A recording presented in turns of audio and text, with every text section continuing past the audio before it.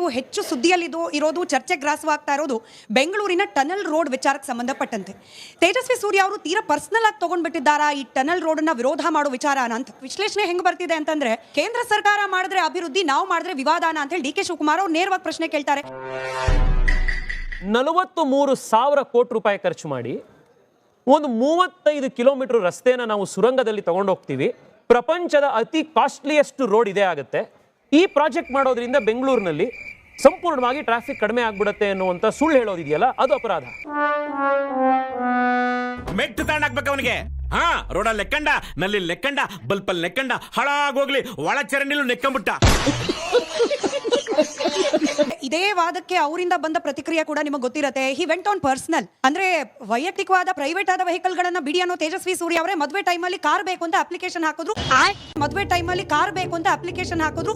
Letter ಇದೆ, ನಾನು ಬೇಕಾದ್ರೆ ಅದನ್ನ ರಿಲೀಸ್ ಮಾಡ್ತೀನಿ ಅಂತ ಬಂದು ನನ್ನ ಹತ್ರ ಒಂದು ಅರ್ಜಿ ಕೊಟ್ಬಿಟ್ಟು ಮದುವೆ ಆಯ್ತಾ ಇದ್ದೀನಿ ಅಂತ ಅಂದ್ಬಿಟ್ಟು ಒಂದು ಅರ್ಜಿ ಬೇರೆ ಕೊಟ್ಬಿಟ್ಟು ಹೊಸ ಕಾರ್ಗೆ ಬೇರೆ ಅರ್ಜಿ ಹಾಕ್ತೀವಿ.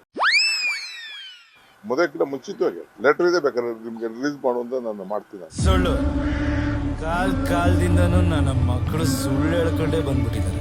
ನಿನ್ಗೆ ಯಾಕೆ ಹೊಸ ಕಾರ್ ಬೇಕಾಗಿತ್ತು ಮದುವೆ ಮಾಡ್ಕೊಳಕ್ಕೆ ಮುಂಚಿತವಾಗಿ? ಇವನೇ ನನಗೆ ಕೌಂಟ್ರ್ ಕೊಡ್ತಾವನೆ, ಈಗ ನಾನು ಕೊಡ್ತೀನಿ ನೋಡಿ ಕೌಂಟ್ರು.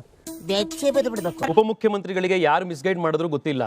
ನಾನು 2024ರಲ್ಲಿ ನನ್ನ ಮರು ಚುನಾವಣೆ ಆದ 15-20 ದಿವಸಕ್ಕೆ ಪತ್ರ ಬರೆದೆ. ಪತ್ರ ಏನಂತ ಬರೆದಿದ್ದು, ಸರ್ಕಾರದ ಕಾರ್ಯದರ್ಶಿಗಳಿಗೆ ಬೆಂಗಳೂರು ದಕ್ಷಿಣ ಲೋಕಸಭಾ ಸಂಸದನಾಗಿ ಮರು ಆಯ್ಕೆಗೊಂಡಿದ್ದು ಕ್ಷೇತ್ರ ಸಂಚಾರಕ್ಕೆ ಅನುಕೂಲವಾಗುವ ನಿಟ್ಟಿನಲ್ಲಿ ನೂತನ ವಾಹನ ಒದಗಿಸುವಂತೆ ಈ ಮೂಲಕ ತಮ್ಮಲ್ಲಿ ಕೋರುತ್ತೇನೆ.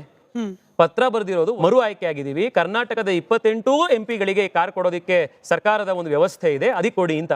ನೀವು ಕಾರ್, ನಾನು ಮದುವೆ ಆಗ್ತಾ ಇದ್ದೀನಿ ಅದಕ್ಕೋಸ್ಕರ ಕಾರ್ ಕೊಡಿ, ನೀವು ಕೊಡ್ಲಿಲ್ಲ ಅಂತಂದ್ರೆ ನನಗೆ ಯಾರು ಹೆಣ್ಣು ಕೊಡಲ್ಲ ಅಂತ ಬರ್ದಿರೋದಲ್ಲ ಪತ್ರ.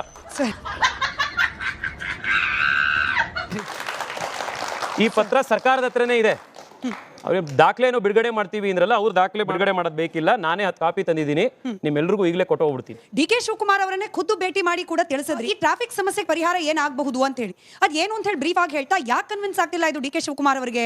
ವೈಯಕ್ತಿಕ ಲಾಭ ಏನಾದ್ರೂ ಇದೆಯಾ ಡಿ.ಸಿ. ಅವರಿಗೆ ಈ ಟನಲ್ ರೋಡ್ ಮೂಲಕ ಅಂತ ಹೇಳಿ? ವೈಯಕ್ತಿಕ ಲಾಭ ಏನಾದ್ರೂ ಇದೆಯಾ ಡಿ.ಸಿ. ಅವರಿಗೆ ಈ ಟನಲ್ ರೋಡ್ ಮೂಲಕ ಅಂತ ಹೇಳಿ? ಎಲ್ಲ ಒಬ್ರು ತಂದಾಕಿ ಮನೆಗಳ ಕೆಲಸ ಮಾಡ್ತಾ ಇದ್ದೀರಾ ನೀವು. 3 ಬಾರಿ ಇದೇ ರಾಜ್ಯ ಸರ್ಕಾರ ನಾವು ಗುಂಡಿ ಮುಚ್ತೀವಿ ಅಂತ ಡೆಡ್ಲೈನ್ ಹಾಕಿದ್ರು.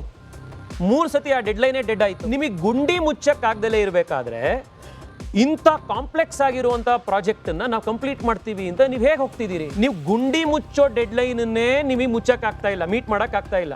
ಇನ್ನು 16 ಕಿಲೋಮೀಟರ್ ಇಷ್ಟು ಕಾಂಪ್ಲೆಕ್ಸ್ ಆಗಿರುವಂತ ಸುರಂಗ ಮಾರ್ಗವನ್ನ ನೀವು 50 ತಿಂಗಳೊಳಗಡೆ ಮುಗಿಸ್ಬಿಡ್ತೀರಿ ಅಂತ ನಾವು ನಂಬೇಕಂತೆ. ಸರಿ, ಡಿ.ಕೆ. ಶಿವಕುಮಾರ್ ಹೇಳ್ತಾರೆ, ಹೂ ಇಸ್ ತೇಜಸ್ವಿ ಸೂರ್ಯ? ಅವ್ರು ಹೇಳ್ದಂಗೆಲ್ಲ ಕೇಳ್ಕೊಂಡು ಯೋಚನೆ ಮಾಡ್ತಾ ಕುತ್ಕೊಳ್ಳೋಕೆ ರಾಜ್ಯ ಸರ್ಕಾರ ತೇಜಸ್ವಿ ಸೂರ್ಯ ಅವ್ರು ಹೇಳ್ದಂಗೆ ಕೇಳಬೇಕು ಅನ್ನೋ ಕಂಪಲ್ಷನ್ ಅಲ್ಲಿ ಇಲ್ಲ ಅಂತ ಹೇಳಿ. ರಾಜ್ಯ ಸರ್ಕಾರ ತೇಜಸ್ವಿ ಸೂರ್ಯ ಹೇಳಿರೋದನ್ನ ಕೇಳೋ ಅವಶ್ಯಕತೆ ಇಲ್ಲ, ಆದ್ರೆ ಬೆಂಗಳೂರಿನ ಜನ ಹೇಳೋದನ್ನ ಕೇಳಬೇಕಾಗಿರೋದು ರಾಜ್ಯ ಸರ್ಕಾರದ ಜವಾಬ್ದಾರಿ. ಈ ಹಣ ಖರ್ಚು ಮಾಡ್ತಾ ಇರುವಂತದ್ದು ಮಂತ್ರಿಗಳ ಮನೆಯ ವೈಯಕ್ತಿಕ ದುಡ್ಡಲ್ಲ. ಇದು 43,000 ಕೋಟಿ ರೂಪಾಯಿ ಸಣ್ಣ ಪುಟ್ಟ ಅಮೌಂಟ್ ಅಲ್ಲ. ಪ್ರತಿಯೊಬ್ಬರಿಗೂ ಕೂಡ ಇದರಲ್ಲಿ ಹಕ್ಕಿದೆ. ಜನರು ಬೇಡ ಅಂತ ಇದ್ದಾರೆ. ಸರ್ಕಾರ ಮಾಡಬೇಕಾಗಿರೋದೇನು ಮೇಡಮ್? ನನಗ್ ಬೇಕಾಗಿರೋ ಕೆಲಸ ಮಾಡೋದಲ್ಲ, ನಾನು ಅಧಿಕಾರದಲ್ಲಿ ಇದ್ದಾಗ ಜನಕ್ಕೆ ಬೇಕಿರೋ ಕೆಲಸ ಮಾಡೋದಿಕ್ ಸರ್ಕಾರ ಇರೋದು. ಮಂತ್ರಿಗಳಿಗೆ, ಕಾಂಟ್ರಾಕ್ಟರ್ಗಳಿಗೆ ಬೇಕಾಗಿರೋ ಕೆಲಸನ ಮಾಡ್ಬಿಟ್ಟು ಜನರ ಮೇಲೆ ಹೇರೋದಿಕ್ಕಲ್ಲ ಸರ್ಕಾರ. ನಾವು ಟನಲ್ ಮಾಡಬೇಡಿ ಅಂತ ಹೇಳ್ತಾ ಇಲ್ಲ, ಟನಲ್ ಅನ್ನ ಮಾಡಿ, ಆದ್ರೆ ಸರಿಯಾಗಿ ಮಾಡಿ, DPR ಜೊತೆಗೆ ಮಾಡಿ, ಕರೆಕ್ಟ್ ಆಗಿರುವಂತ ಎನ್ವಿರಾನ್ಮೆಂಟ್ ಇಂಪ್ಯಾಕ್ಟ್ ಅಸೆಸ್ಮೆಂಟ್ ನ ಜೊತೆಗೆ ಮಾಡಿ. ಯಾವ್ದೋ ಬ್ಲಾಕ್ ಲಿಸ್ಟ್ ಆಗಿರುವಂತ ಕಂಪನಿಗಳನ್ನ ಕರ್ಕೊಂಡು ಬಂದು, ಡೂಬಿಯಸ್ ಆಗಿರುವಂತ ಕಂಪನಿಗಳನ್ನ ಕರ್ಕೊಂಡು ಬಂದು DPR ತಯಾರು ಮಾಡಿಸಿ ಮಾಡಬೇಡಿ. ನೋಡಪ್ಪ, ಯಾರು ಹೇಳಿದ್ರು ನಾವು ಕೇಳಲ್ಲ.